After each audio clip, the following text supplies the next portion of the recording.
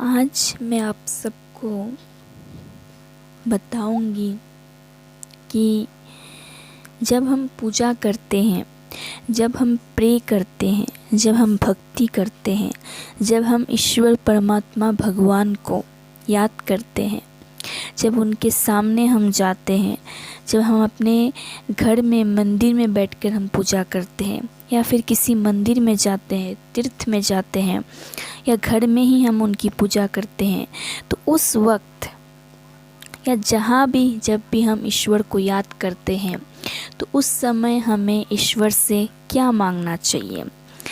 अक्सर लोग घर के बड़े यही बोलते हैं कि पैसा मांगो, सक्सेस मांगो, अच्छा हमसफ़र मांगो।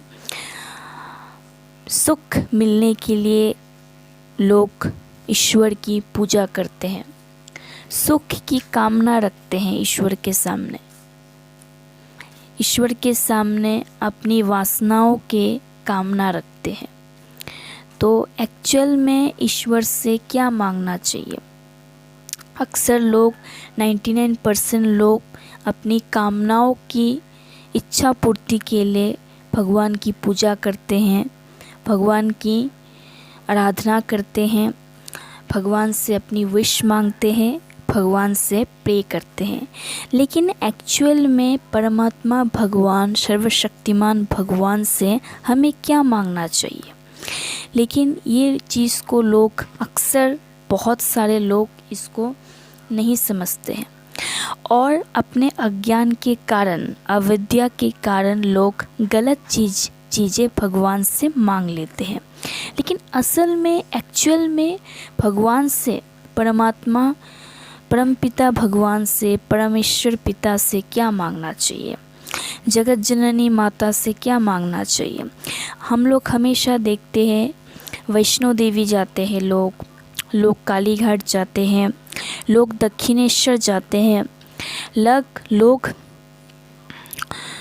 कामाख्या जाते हैं, केदारनाथ जाते हैं, अमरनाथ जाते हैं।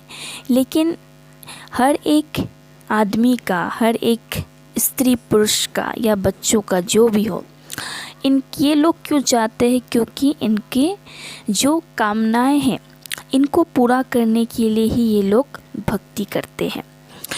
परमात्मा भगवान, परमेश्वर, परमपिता परमेश्वर भगवान को ये लोग अपनी कामनाओं की सेटिस्फेक्शन के लिए ये लोग पूजा करते, भक्ति करते हैं।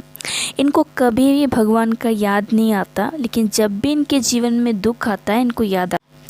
लेकिन असली में क्या मांगना सही है और क्या मांगना गलत है, तो इसके बारे में इन डिटेल्स इस वीडियो में हम बात करेंगे।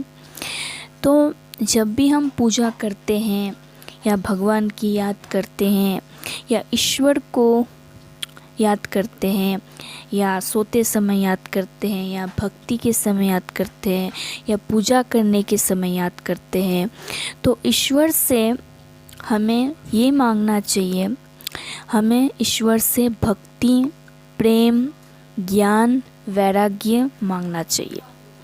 लेकिन दुनिया के लोग ये नहीं मांग के, लोग क्या करते हैं, छोटी छोटी चीज़ों को मान लेते हैं, जैसे कि पैसा, दौलत, शादी, कमाई, सक्सेस मांगते हैं।